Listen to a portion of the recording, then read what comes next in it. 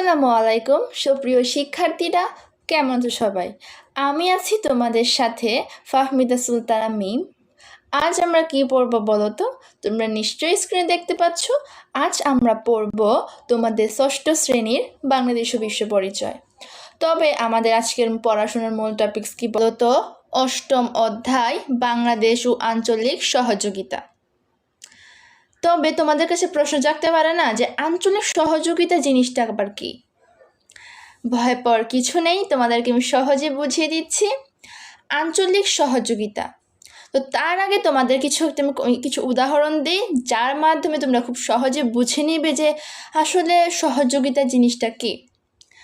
ধরো তোমার কাছে খাতা আছে কিন্তু কলম নেই, আবার তোমার পাশে একজন বন্ধু আছে, তার কাছে কলম আছে কিন্তু খাতা নেই। তোমরা দুজন এখন কি করবে আমাকে একটু জানাও তো। ভিডিওটা পজ করে আমাকে জানাও যে তোমরা এখন কি করবে। হ্যাঁ, তোমরা এখন একে অপরকে সাহায্য সহযোগিতা করবে, তাই না? এখন সাহায্য সহযোগিতা যেমন তোমরা একে অপরের মাধ্যমে করছো, একইভাবে একটি দেশও অন্য একটা দেশের সাথে সাহায্য সহযোগিতার মাধ্যমে একটা দেশের সকল কিছু কি করে সম্পন্ন করে। কারণ একটা দেশ কখনো একা চলাফেরা করতে পারে না, অন্য একটা দেশের অবশ্যই সাহায্য নিতে হয়। কারণ একটা দেশ কখনোই পরিপূর্ণ হতে পারে না, তার কিছু না কিছু প্রয়োজন হতে পারে। তাই আমরা কি করব, একে অপরের সাহায্য সহযোগিতার মাধ্যমে, তাদের সাথে বন্ধুত্বপূর্ণ আচরণ করার মাধ্যমে তাদের কি করব, একটা ভালো একটা সম্পর্ক গড়ে তুলব, যেন আমরা তাদের সাথে কি করতে পারি, সাহায্য সহযোগিতার সময় তাদেরকে যেন পাশে পাই, তাই না? তো চলো আমরা এখন মূল পাঠে চলে যাই এবং আমরা বোঝার চেষ্টা করি আসলে আঞ্চলিক সহযোগিতা জিনিসটা কি। আশা করি এতক্ষণ আমি যে কথাগুলো বলেছি তোমরা বুঝতে পেরেছ। আধুনিক যুগে কোনো রাষ্ট্র এককভাবে প্রয়োজন সম্পন্ন করতে পারে না। কথাটা বুঝতে পেরেছো? মানে একটা দেশ কখনো একা একা কি করতে পারে না, কোনো কাজ সম্পন্ন করতে পারে না। ধরো নর্মালি আমরা একটা কথা চিন্তা করি, আমরা কি একা একা সমাজে বসবাস করতে পারবো? অবশ্যই পারবো না, কারণ কখন বিপদ আপদ আসে বলা যায় না। তো যখন একে অপরের সহযোগিতায় আমরা থাকবো, তখন একজন আরেকজনের কি হবে, আমাদের সহযোগিতায় এগিয়ে আসবে, বিপদ আপদে সাহায্য করবে, খোঁজখবর নিবে, তবেই না একটা সমাজ গড়ে ওঠে, তাই না? তো সেমভাবেই তো একটা দেশ অন্য দেশকে কি করে সাহায্য সহযোগিতা করার মাধ্যমে কি হয়, দেশটি সম্পূর্ণভাবে গড়ে উঠতে পারে। তো এখানে এটাই বলছে যে আধুনিক কিন্তু যদি না থাকে সহযোগিতা, তখন কি হবে, তখন একটা দেশ তাদের প্রয়োজন সম্পন্ন করতে পারবে না। ঠিক আছে, এই প্রয়োজনীয়তা থেকে আঞ্চলিক ও আন্তর্জাতিক সহযোগিতা ধারণা সৃষ্টি হয়েছে। আঞ্চলিক মানে হচ্ছে একটা দেশের, আর আন্তর্জাতিক মানে হচ্ছে সারা বিশ্বের।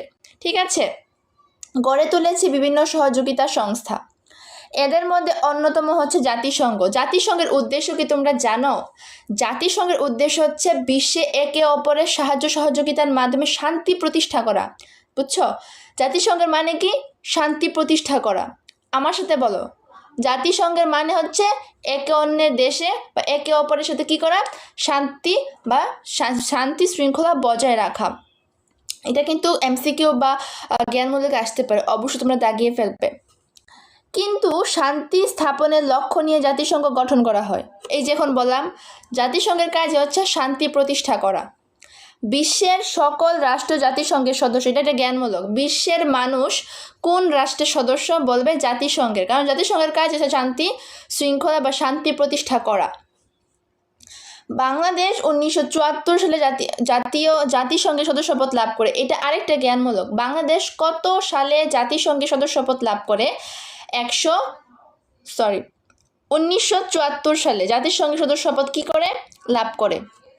তাছাড়া বিভিন্ন আঞ্চলিক সহযোগিতা সংস্থা রয়েছে। জাতিসংঘ ছাড়াও আরও অনেক সহযোগিতা সংস্থা রয়েছে, তবে তার মধ্যে সবচেয়ে বেশি গুরুত্বপূর্ণ এবং অন্যতম হচ্ছে কি জাতিসংঘ। তো আরও সংস্থা আছে, এগুলো আমরা এখন দেখব। দেখো, যেমন আছে সার্ক, আসিয়ান, ইউইউ, G7, OAU, আরব লীগ, OIC প্রভৃতি এই সংস্থাগুলো কি করছে, পাশাপাশি সহযোগিতা করছে। কারণ আমাদের আজকের অধ্যায় পড়ার টপিকস হচ্ছে সহযোগিতা করা, আঞ্চলিক সহযোগিতা করা। ঠিক আছে, এসব সংস্থা তাদের সদস্য রাষ্ট্রগুলোর বিভিন্ন স্বার্থ সংশ্লিষ্ট বিষয়ে যৌথভাবে কাজ করে। স্বার্থ মানে হচ্ছে কি, স্বার্থ কিন্তু অনেকভাবে হতে পারে, একটা ভালো দিক হতে পারে স্বার্থের, একটা খারাপ দিক হতে পারে। এখন আমরা দেখব স্বার্থটা আমাদের উপকারে আসছে নাকি অপকারে আসছে, এবং তারা কিভাবে একটা দেশকে সাহায্য সহযোগিতা করছে, আমরা এখন বিষয়গুলো জানতে পারবো। দেখো, আমরা পঞ্চম শ্রেণীতে জাতিসংঘের বিভিন্ন শাখা, তারপর জাতিসংঘের উন্নয়নমূলক সংস্থা ও সার্ক সম্পর্কে জেনেছি, তাই না? তো এই অধ্যায়ে আমরা এই পাঠগুলো আরও কিভাবে একটা দেশকে সাহায্য সহযোগিতা করছে আরও বিস্তারিতভাবে জানতে পারবো। তো তার আগে আমি যতটুকু পড়লাম তোমরা নিশ্চয়ই বুঝতে পেরেছো যে সহযোগিতা, আঞ্চলিক সহযোগিতা মানে হচ্ছে একে অপরের দেশকে সাহায্য সহযোগিতা করা। কারণ কি, একটা দেশ একা তাদের প্রয়োজন কি করতে পারে না, পূরণ করতে পারে না। তো তার মধ্যে অন্যতম হচ্ছে জাতিসংঘ। জাতিসংঘের কাজ কি?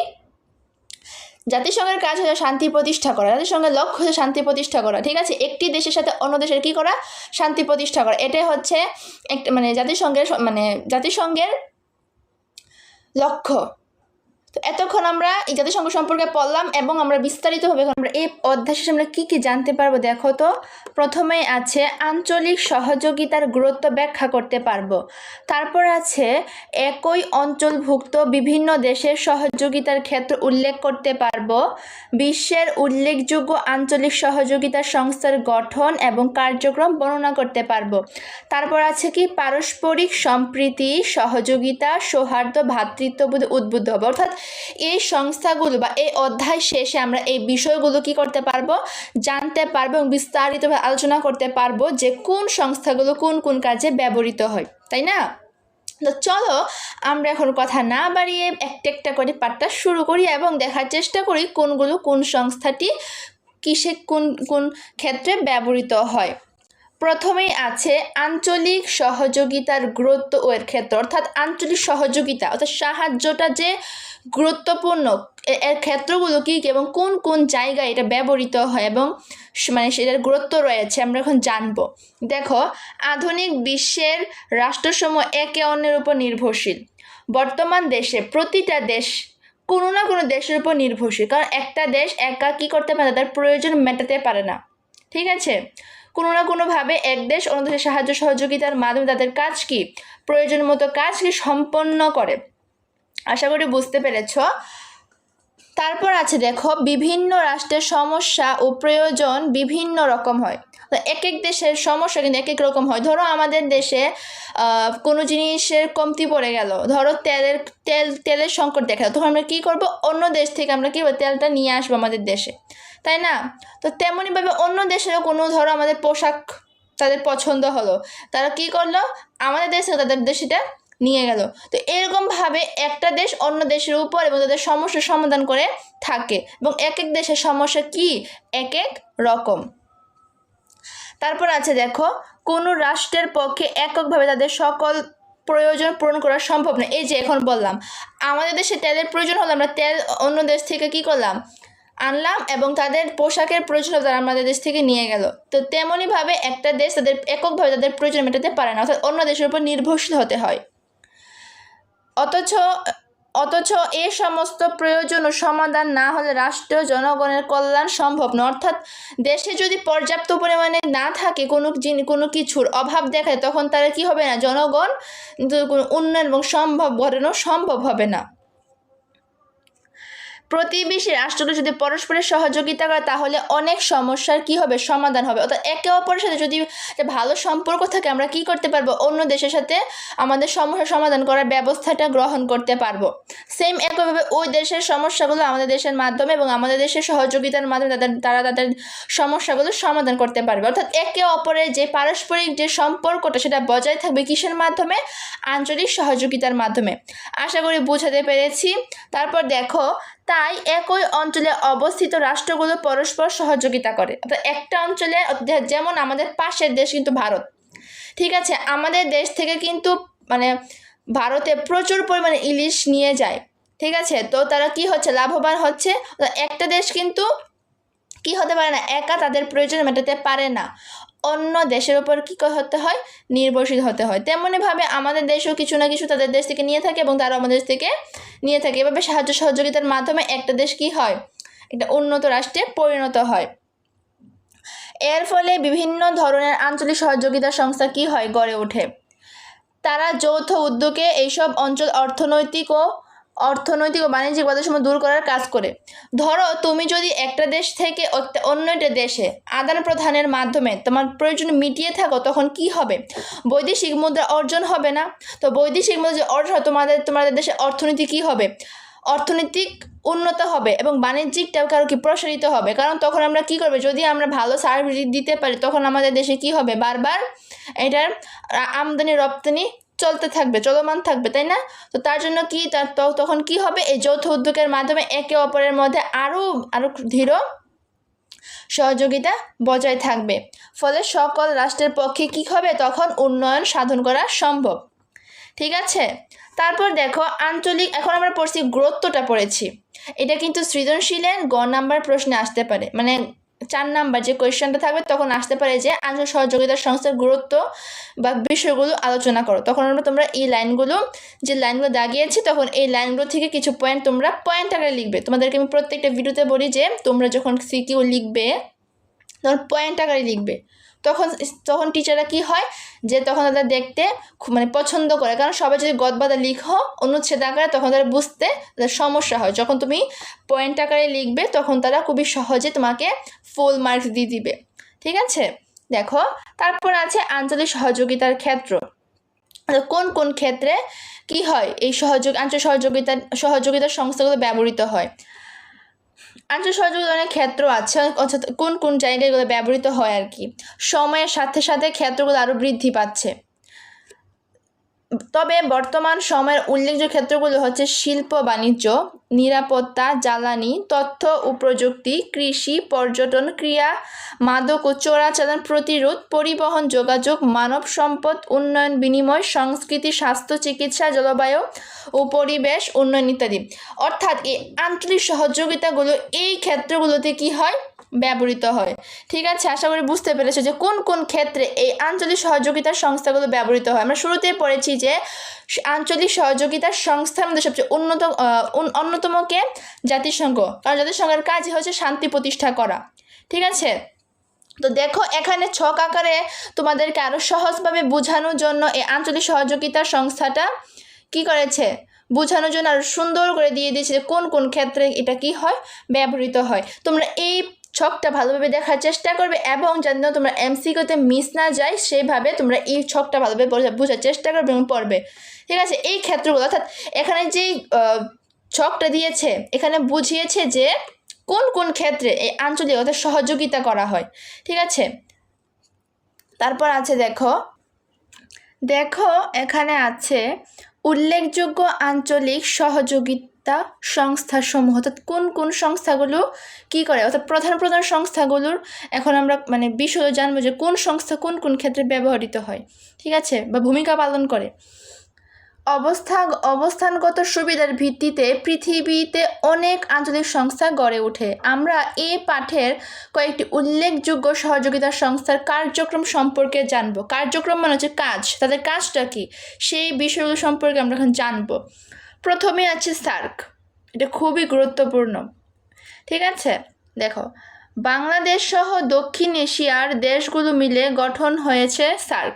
যদি জ্ঞানমূলকে আসে বাংলাদেশ মানে সার্ক কীভাবে গঠন হয়েছে, বলবে বাংলাদেশ সহ দক্ষিণ এশিয়ার দেশগুলো মিলে কি গঠন হয়েছে, সার্ক গঠন হয়েছে। এবং সংস্থাটির পুরো নাম কি, এটা কিন্তু এমসিকিউ হোক আর জ্ঞানমূলক দুটোর জন্য খুবই গুরুত্বপূর্ণ। তোমাদের বলবে যে সার্কের পুনরূপ লিখো, তখন তোমরা লিখবে south Asian association for regional cooperation. এই বানানগুলো তোমরা ভালোভাবে দেখে নিবে, এটা কিন্তু খুবই খুবই খুবই গুরুত্বপূর্ণ। ঠিক আছে, যদি প্রশ্ন আসে যে সার্কের পুনরূপ লিখো তখন তোমরা লিখবে। বাংলায় বলা হয় দক্ষিণ এশীয় আঞ্চলিক সহযোগিতা সংস্থা। বাংলাদেশের উদ্যোগে 1985 সালে, কখন 1985 সালে সার্ক 1985 সালের 8ই ডিসেম্বর সার্ক গঠিত হয়। যদি জ্ঞানমূলকে আসে সার্ক কখন গঠন হয়, বলবে যে 1985 সালের 8ই ডিসেম্বর কি হয়, সার্ক গঠিত হয়। বর্তমানে সংস্থার সদস্য সংখ্যা হচ্ছে 8। বাংলাদেশ ছাড়া সার্কের অন্য সদস্য দেশগুলো হচ্ছে ভারত, পাকিস্তান, নেপাল, শ্রীলঙ্কা, মালদ্বীপ, ভুটান, আফগানিস্তান। এই নামগুলো মনে রাখবে। কি কি? ভারত, পাকিস্তান, নেপাল, শ্রীলঙ্কা, মালদ্বীপ, ভুটান ও আফগানিস্তান। এছাড়া বর্তমান মিয়ানমার সহ মোট 8টি দেশ পর্যবেক্ষক হচ্ছে 9টি।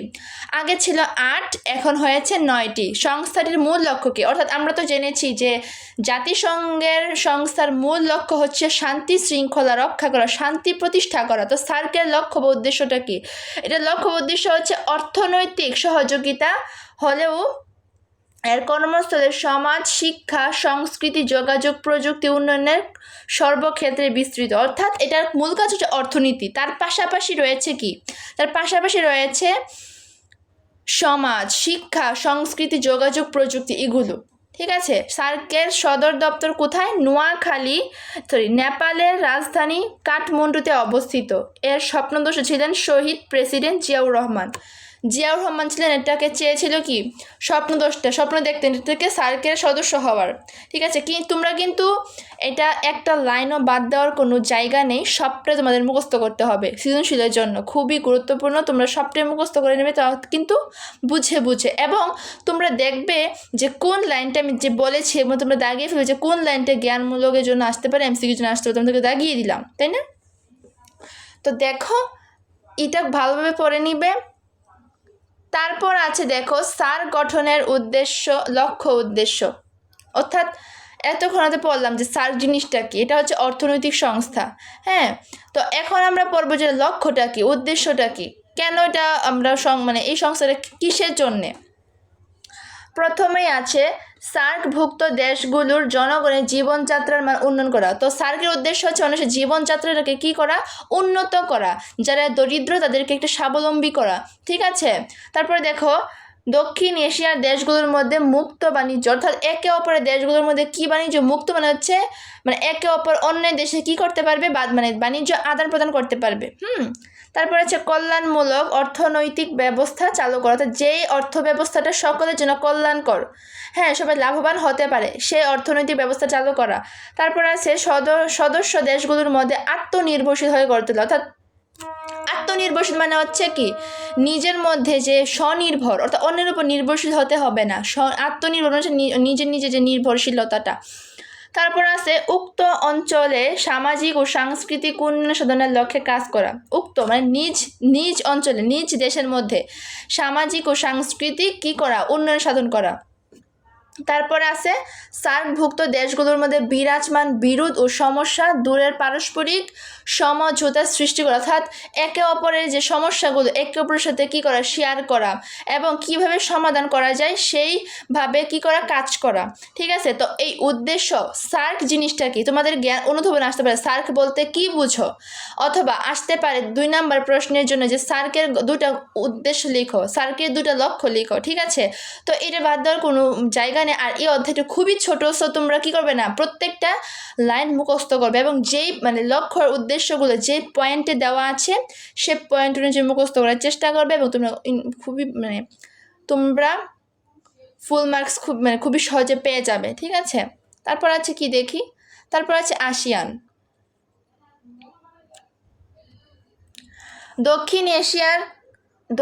দক্ষিণ পূর্ব এশিয়ার 10টি দেশ, কয়টি দেশ? 10টি দেশ নিয়ে 1927 সালে 8ই আগস্ট গঠিত হয় আসিয়ান। ঠিক আছে।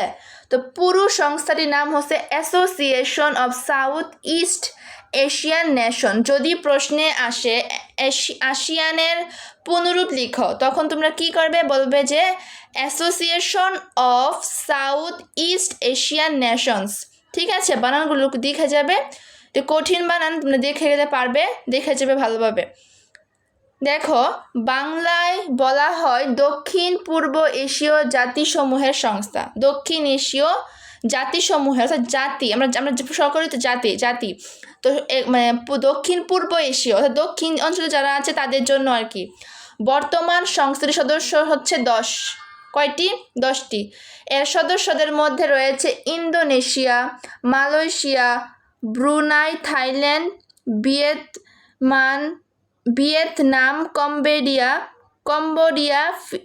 ফিলিপাইন, লাওস, মিয়ানমার ও সিঙ্গাপুর। তো এই নামগুলো বা এই দেশগুলো, এই 10টি দেশকে তোমরা মনে রাখার চেষ্টা করবে যে আসিয়ানে এই দেশগুলো অন্তর্ভুক্ত আছে। আসিয়ানের সদর দপ্তর ইন্দোনেশিয়ার রাজধানী জাকার্তাতে। তারপরে আছে দেখো আসিয়ানের লক্ষ্য উদ্দেশ্য। প্রথমে আছে দেখো সম্মিলিত উদ্যোগে অর্থনৈতিক উন্নয়নের লক্ষ্যে কাজ করা। সম্মিলিত মানে কি? একত্রিত হয়ে উদ্যোগ নিয়েছে অর্থনৈতিক উন্নয়ন। তারা একত্রিত হয়ে তারা চিন্তা করেছে তারা কি করবে? অর্থনৈতিক উন্নয়নের লক্ষ্যে কাজ করবে। তারপরে দ্বিতীয় আছে উক্ত অঞ্চলে শান্তি ও স্থিতিশীলতা বজায় রাখা। শান্তি ও স্থিতিশীলতা অর্থাৎ কোনো রকম যেন অস্থিতিশীলতা অর্থাৎ অশৃঙ্খল বা বিশৃঙ্খল পরিস্থিতির সৃষ্টি না হয়, সেই মানে শান্তি এবং শৃঙ্খলা বজায় রাখবে। তারপর হচ্ছে সদস্য রাষ্ট্রগুলোর সামাজিক, তারপর সাংস্কৃতিক, অর্থনৈতিক, প্রযুক্তিগত ক্ষেত্রে সৌহার্দ্য সহযোগিতামূলক সম্পর্কের ভিত্তিতে কাজ করে। অর্থাৎ তাদেরকে সামাজিক, সাংস্কৃতিক যে বিষয়গুলো আছে ওইগুলো ক্ষেত্রে তারা কী করবে? সহযোগিতা, তাদের শান্তিপূর্ণ সম্পর্ক বজায় রাখবে। তারপর আছে পেশাগত ও কারিগরি ক্ষেত্রে নিজেদের মধ্যে প্রশিক্ষণ ও গবেষণার ব্যবস্থা করা। পেশাগত এক একজনের পেশা এক এক রকম, তাদের কারিগরি যে শিল্পগুলো এগুলোর ক্ষেত্রে নিজেদের মধ্যে প্রশিক্ষণ করা, নিজেদের মধ্যে কী করবে? প্রশিক্ষণ করবে দক্ষতার সাথে এবং গবেষণার ব্যবস্থা করবে কিভাবে উন্নত করা যায়। তারপর আছে সদস্য রাষ্ট্রগুলোর কৃষি ও শিল্প ক্ষেত্রে সহযোগিতার ক্ষেত্রে সম্প্রীতি করা ইত্যাদি। তো এই বিষয়গুলো হচ্ছে আসিয়ানের লক্ষ্য উদ্দেশ্য। এই আসিয়ান বলতে কি বুঝো এবং আসিয়ানের লক্ষ্য উদ্দেশ্য এইগুলো তোমরা কি করবে? ভালোভাবে মুখস্থ করে নিবে সিকিউর জন্য, অর্থাৎ গতে আসতে পারে। আর এবং যেগুলো বললাম যে পুনরূপটা এবং কয়টা দেশ নিয়ে গঠিত এবং কোন কোন দেশ নিয়ে এটি গঠিত হয়েছে এইগুলো তোমরা কি করবে? মনে রাখবে জ্ঞানমূলকের জন্য। তারপরে আছে কি দেখো ইউরোপিয়ান ইউনিয়ন। পশ্চিম ইউরোপের দেশগুলোর সহযোগিতার লক্ষ্যে প্রথম গঠন করা হয়েছিল কমন মার্কেট। তারপর এর আওতায় বেড়ে ওঠে ইউরোপিয়ান ইউনিয়ন। ইউরোপের প্রায় সব দেশই এর সদস্য। ইউরোপিয়ানের সদস্যগুলো মানে ইউরোপের প্রায় সব দেশই কি ইউরোপিয়ানের সদস্য, যেহেতু এখান থেকে সব দেশের উৎপত্তি হয়েছে। বর্তমানে সদস্য সংখ্যা হচ্ছে 27 জন। ঠিক আছে, আমরা ফার্স্টে পড়ছিলাম সার্কের সদস্য সংখ্যা কয়জন ছিল? 8 জন ছিল এবং পরবর্তীতে একটা যুক্ত হয়ে 9 জন করেছে। তো আসিয়ান পড়েছি, আসিয়ানে ছিল 10 জন। আর এখন আমরা ইউরোপিয়ান পড়ছি, ইউরোপিয়ানে সদস্য সংখ্যা কতজন? 27 জন। ঠিক আছে, ইউ সংক্ষিপ্ত কি? ইউ তার নিজস্ব মুদ্রা চালু আছে। ইউর কি আছে? ইউরোপিয়ানের সদস্য সংখ্যা মানে ইউ হচ্ছে সংক্ষিপ্ত রূপ, আর এটার পুনরূপ হচ্ছে ইউরোপিয়ান ইউনিয়ন। তো এর একটি কি আছে? ইউরোপিয়ান ইউনিয়নের নিজস্ব মুদ্রা আছে যার নাম হচ্ছে ইউরো। তো ইউরোপিয়ানের মুদ্রার নাম কি? ইউরো। ইউরোপের প্রায় সব দেশে তাদের দেশীয় মুদ্রার পাশাপাশি এই ইউরো চলে। তো সব দেশে কিন্তু এক একটা মুদ্রার নাম আছে, কিন্তু ইউরোটাই হচ্ছে প্রচলিত, অর্থাৎ এটা সব দেশের সাথে সামঞ্জস্যপূর্ণ। অর্থাৎ ইউরোপের অঞ্চলগুলোর মধ্যে যেগুলো অন্তর্ভুক্ত আছে সেই অঞ্চলগুলোতে কি ইউরোপিয়ানের যে বিষয়গুলো আছে সেই মুদ্রাটা কি ইউরোপিয়ান নামে পরিচিত। সদস্য দেশগুলোর নাগরিকরা আজ অবাধে এক দেশ থেকে অন্য দেশে যাতায়াত, বসবাস, বাণিজ্য করতে পারে। অর্থাৎ এই মানে যেহেতু ইউরোপিয়ানের নিজস্ব মুদ্রা আছে, যে ইউরোপ থেকে কিন্তু ইউরোপিয়ান কিন্তু ইউরোপের একটা অংশ। ঠিক আছে, তো ইউরোপের যেহেতু মুদ্রা ইউরো, তো এই যে ইউরোর যে অন্তর্ভুক্ত যে দেশগুলো সেগুলো তারা ইউরো যে মুদ্রা দিয়ে তারা কি করছে? তারা বাণিজ্য করতে পারছে। তবে তার হচ্ছে একটা প্রচলিত। হ্যাঁ, কিন্তু ইউরো ছাড়াও কিন্তু প্রত্যেকটা দেশেই কিন্তু আলাদা আলাদা কী আছে? মুদ্রা ব্যবস্থা আছে এবং মুদ্রার নাম আছে। ইউরোপিয়ান ইউনিয়ন সদর দপ্তর হচ্ছে বেলজিয়ামের রাজধানী ব্রাসেলসে অবস্থিত। এটা মনে রাখবে জ্ঞানমূলকের জন্য, যে ইউরোপিয়ান ইউনিয়নের সদর দপ্তর কোথায় অবস্থিত? জ্ঞানমূলক আসবে তখন তোমরা বলবে বেলজিয়ামের রাজধানী ব্রাসেলে অবস্থিত। তারপর আছে জি7। জি7 জি7 আন্তঃসরকারি সহযোগিতা সংস্থা রয়েছে। সংস্থাটির পুরো নাম কি? 7 দেখে বুঝতে পেরেছ 7, তো গ্রুপ G7 মানে হচ্ছে গ্রুপ অফ 7। এটি শিল্পোন্নত শীর্ষ 7টি দেশের একটি জোট, অর্থাৎ 7টি দেশের সমন্বয়ে এই সংস্থাটি গঠিত হয়েছে। 7 সদস্যের এই সংস্থা আছে যুক্তরাজ্য, জার্মানি, ফ্রান্স, জাপান, কানাডা ও ইতালি। এই 7টি দেশের সমন্বয়ে এই জোটটা কি হয়েছে? গঠন হয়েছে। ঠিক আছে, এই গ্রুপ কেবল নিজেদের মধ্যে সহযোগিতাই করে না, আমাদের মতো স্বল্পোন্নত দেশগুলো সহযোগিতা দেওয়ার বিষয়ে নিজেদের মধ্যে কি করে? আলোচনা করে। হয়তোবা জোটটা কম 7 জন, কিন্তু তারা শুধু নিজেদের জন্য করে না, আমাদের মতন যে দেশগুলো আছে একটু উন্নত করার জন্য, তো ওই দেশগুলো তারা কী করে? সাহায্য সহযোগিতা করে, এবং তাদের সাহায্য সহযোগিতার মাধ্যমে কি হয়? দেশটা গুরুত্বপূর্ণ ভূমিকা পালন করে, এবং কোন দেশটাকে উন্নত করা যায় সেই ব্যাপারে তারা আলোচনা করে নিজেদের মধ্যে। তাছাড়া পরিবেশ, জলবায়ু পরিবর্তন প্রভৃতির মতো গুরুত্বপূর্ণ বৈশ্বিক ইস্যু এবং দারিদ্র্য, ক্ষুধা, অশিক্ষা ও অস্বাস্থ্যের অভিশাপ মুক্ত পৃথিবীর গড়ার বিষয়ে তাদের করণীয় নিয়ে আলোচনা করে, নিজস্ব কলাকৌশল নির্ধারণে করে G7। অর্থাৎ এই 7টা এটা মানে একটা গ্রুপ, হ্যাঁ, এটা জোট। গ্রুপ মানে হচ্ছে জোট। তো এই 7 জনের জোটে কি গঠিত হয়? এই 7 জনের জোটে এই সংস্থার লক্ষ্য হচ্ছে তারা নিজেদের মধ্যে শুধু সীমাবদ্ধ থাকে না, তারা কি করে? আরও অন্যান্য দেশে কি সাহায্য সহযোগিতার মাধ্যমে কিভাবে সাহায্য সহযোগিতা করা যায় সেই ব্যাপারে আলোচনা করে থাকে। তারপরে আছে দেখো ইসলামী সহযোগিতা সংস্থা OIC, বিশ্বের মুসলমান দেশগুলোর সংগঠন। OIC বা অর্গানাইজেশন অফ ইসলামিক কোঅপারেশন, এটা কিন্তু মানে পুনরূপ আসতে পারে যে OIC এর পুনরূপ কি? Organisation of Islamic cooperation. ইসলামী সহযোগিতা সংস্থা OIC 1969 সালে গঠিত হয়। যদি বলে যে ইসলামী সহযোগিতা সংস্থা কখন গঠিত হয়, তখন তোমরা লিখবে যে 1969 সালে। ইসলামিক যেহেতু বলছে, তোমরা বুঝতেই পারছো যে ইসলামিক বিধিবিধান অনুযায়ী অবশ্যই করা হবে এবং মুসলমানদের জন্য করা হবে, তাই না? দেখো সংস্থাটির বর্তমান সদস্য সংখ্যা হচ্ছে 57 জন। ঠিক আছে, মুসলিম বিশ্বের স্বার্থ রক্ষা, ওই যে বললাম না যে যেহেতু এটা নামটাই শুরু হয়েছে ইসলামিক সহযোগিতা সংস্থা দিয়ে, এটার কাজই হচ্ছে মুসলমানদের স্বার্থ রক্ষা করা, শান্তি নিরাপত্তা বজায়, তারপর হচ্ছে অর্থনৈতিক ও সামাজিক সহযোগিতা বৃদ্ধি, ইসলামের শিক্ষা সংস্কৃতির প্রসার সংগঠনটির প্রধান কাজ। তো এই কাজগুলো যেহেতু এটা মুসলমানদেরকে নিয়ে বা নামটাই শুরু হয়েছে ইসলামী সহযোগিতা সংস্থা, তাই এটা মুসলমানদের বিশেষ করে মুসলমানদের উপর ভিত্তি করে গড়ে উঠবে, এটাই স্বাভাবিক। তো তাদের জন্য কি কি করা উচিত? মুসলমান বিশ্বের স্বার্থ রক্ষা, তারপর আছে শান্তি ও নিরাপত্তা বজায় রাখা, ঠিক আছে, অর্থনৈতিক ও সামাজিক সহযোগিতা বৃদ্ধি, ইসলামের শিক্ষা ও সাংস্কৃতিক প্রসার গঠনের প্রধান কাজ। ঠিক আছে, তো তোমাদেরকে আমি শুরুতেই বলতেছি যে বারবার বলতেছি যে এটা শুরুই হয়েছে ইসলামিক দিয়ে, তো এখন অন্য কোনো কিছু আসার প্রশ্নই ওঠে না।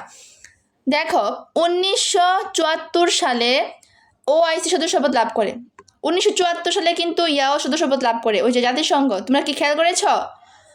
এই সদর দপ্তর সৌদি আরবের জেদ্দায় অবস্থিত। তোমাদেরকে আমি বারবার বলছি প্রত্যেকটা সংস্থা কোন এলাকায় রাজধানী কোথায় অবস্থিত, এটার পূর্ণ নাম এবং সদস্য কতজন, এবং তারপরে হচ্ছে এটার উদ্দেশ্যটা কি, এই বিষয়গুলো তোমরা ভালোভাবে মনে রাখবে, কারণ এটা জ্ঞানমূলকের জন্য খুবই গুরুত্বপূর্ণ। আর প্রত্যেকটাতে তোমরা শর্ট করে মনে রাখার চেষ্টা করবে, কারণ এগুলো কিন্তু সিকে তো আসতে পারে। এবং তোমরা কিন্তু নর্মালি উদ্দীপক দিল এবং উদ্দীপকে দিয়ে বলো যে তোমরা কোন সংস্থাকে নির্দেশ করছে, তখন তোমরা খুব সহজে যদি এখান থেকে মুখস্থ করে নাও, তোমাদের খুব ইজিলি তোমরা আনসার করতে পারবে। তো বারবার বলছি তোমরা মনে রাখবে যে এটা সদর দপ্তর কোথায় অবস্থিত, এবং এটা সদস্য সংখ্যা কতজন, এবং এটা পুনরূপ এবং লক্ষ্য, এই 4টা বিষয় অবশ্যই মনে রাখবে। দেখো আফ্রিকার দেশগুলো মিলে গড়ে উঠেছে OAU, এর পুনরূপ হচ্ছে অর্গানাইজেশন অফ আফ্রিকান ইউনিটি। ঠিক আছে, যদি পুনরূপ আসে OAU এর পুনরূপ কি বলবে যে অর্গানাইজেশন অফ আফ্রিকান ইউনিটি মানে একত্র।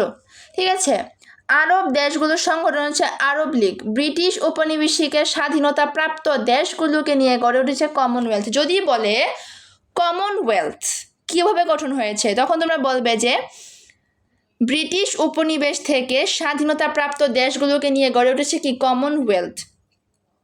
আবার কোনো সাময়িক জোটের সদস্য নয় এমন দেশগুলো নিয়ে গড়ে উঠেছিল জোট নিরপেক্ষ আন্দোলন। জোট নিরপেক্ষ মানে হচ্ছে কেন কারোর উপর নির্ভরশীল না। জোট নিরপেক্ষ হচ্ছে কারোর উপর কি নয়, নির্ভরশীল নয়।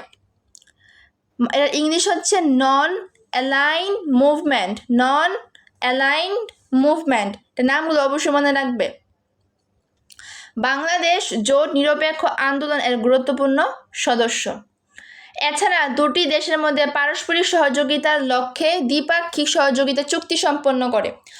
একটা দেশের মত যে সহযোগিতার মত যখন তুমি একটা দেশকে দ্বিপাক্ষিক মানে কি দুইটা পক্ষ থাকবে। ধরো আমি আমার মতটা প্রকাশ করলাম, তুমি তোমার মতটা প্রকাশ করলাম, তো দুইজনের ভিন্ন ভিন্ন মতে আমরা বললাম যে ঠিক আছে আপনার মতো থাকলো আমার মতো থাকলো, তো তখন সেটা কি হবে দ্বিপাক্ষিক, দুইজনের মতেও কিন্তু চুক্তি সম্পন্ন হয় এবং আন্তর্জাতিক সহযোগিতা সংস্থা কিন্তু সংগঠিত হতে পারে। ঠিক আছে, তারপর দেখো বর্তমানে এ ধরনের চুক্তি বেড়ে চলছে, অর্থাৎ দুজন নর্মালি তোমরা চিন্তা করো কেউ কি শুনতে চাইবে, সবাই তো মতামত দেওয়ার ক্ষমতা আছে এবং ইচ্ছা আছে, তো সবাই সবার মতামতটা পেশ করে এবং সবার মতামতের গুরুত্বের মাধ্যমে একটা দেশ অপর দেশকে কি করে সাহায্য সহযোগিতা করে।